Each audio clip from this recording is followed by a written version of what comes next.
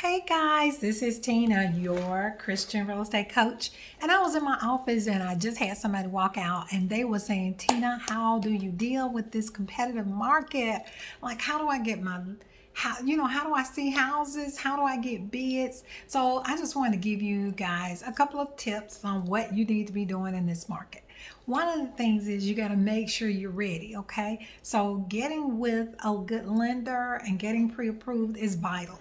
No one's even looking at offers for people who are going to the mortgage company, okay? They're only because there's too many people who have already done that. Another thing is understanding the different types of loans. Okay, so when you're talking to your banker, you should be looking at, hey, do I qualify for conventional or do I just qualify for FHA or VA? You got to understand VA is a lot of restrictions for a seller and they're very detailed on repair. So it's excellent for the buyer, not always so wonderful for the seller. But a good agent can kind of talk them into it, okay? But then FHA, again, FHA has requirements. If the house needs certain repairs, they look for 3 to 5 years of life on the roof.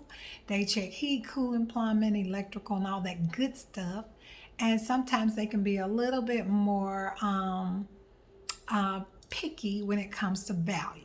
So sometimes it's really great for a buyer because generally it's 3.5% down and sometimes it's zero money down. So it could be wonderful for a buyer. But for a seller, they're looking at, repairs could be a little bit more. Conventional, however, is a little tougher on the buyer, but it's really, really great on the seller. So a buyer who has over 700 credit scores could do a conventional, probably as low as maybe even a 3% conventional, 3% down, which is not a lot. Under the scheme of things, some people think you got to have 20% down, and that's not true. Conventionals start at 3% down. And of course, there's always those wonderful programs out there that you have to check out because it could end up being up and down. But with the conventional, it means to the seller, it means it's a solid buyer because they got really strong credit.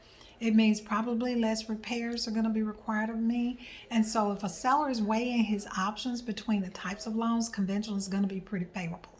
So as a consumer trying to make sure you're getting your bids in, you got to make sure you're as strong as you can be. Okay? So check your finance options and make sure you're getting your financing up front.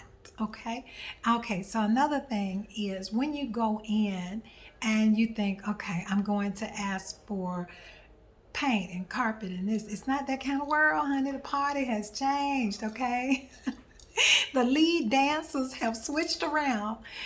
2 years ago, that would have been the case. Now, you're just going to have to go in and imagine the pretty paint color you want and do it when you move in. Because you're going to be competing with buyers who want that house just as bad as you, if not more, and they don't mind painting and they don't mind a little carpet. Just closed on a gentleman, and actually one of my team members closed on him, and he was sharing with us that he closed on a Friday and they ripped the carpet out on a Saturday. Okay, so you got to be a little bit more flexible on cosmetics. Don't look at those things. Look at the real roots of the property, like the square footage, the size, and all of that when you're considering value. Okay, so another question is, okay, should I agree to pay over the appraised value? Well, you really have to think about that, because if you do, put a cap on it. Okay, I'll pay over appraised value up to X amount of dollars. Put a cap on it, because no one wants to fall in love with a home and then find out it appraised $10,000 less and you're not interested in paying that. Okay, so get your realtor to put a cap on it, or call Town Square Realty and we know to put a cap on it. We're not going to leave you out there in the dust in the dark. Okay. But regardless, wherever you are in the U.S., and if you hear this message, make sure your professional put a cap on it for you. Okay. The other thing is, okay, now what else can I do?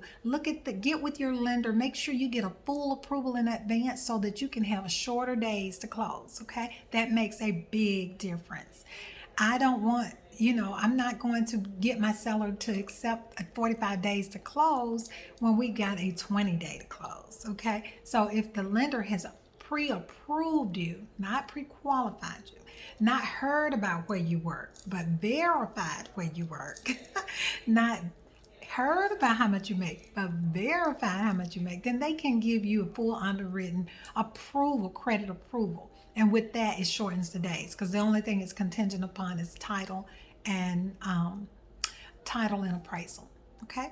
So at any rate, that's one of the things you want to do: shorten the days on the market, limiting the upfront repairs that you ask for, making sure you got the right type of approval or the best type of approval.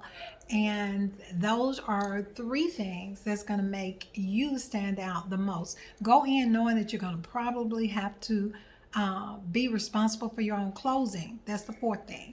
So whether that means adding it to the price or paying it out of pocket, nobody's going to be paying your closing costs for you out of their proceeds. That was 2 years ago. That was, 2 years ago. Not even last year. That was 2 years ago. So now you got to be prepared for that. So if you have any questions, I am here. I am all about it. Feel free to call a girl, tag a girl. You got my phone number. We're in Georgia. We're in Alabama. Love, love, love, love, love to help you. But if I can't help you, I hope this information was helpful to you. All right.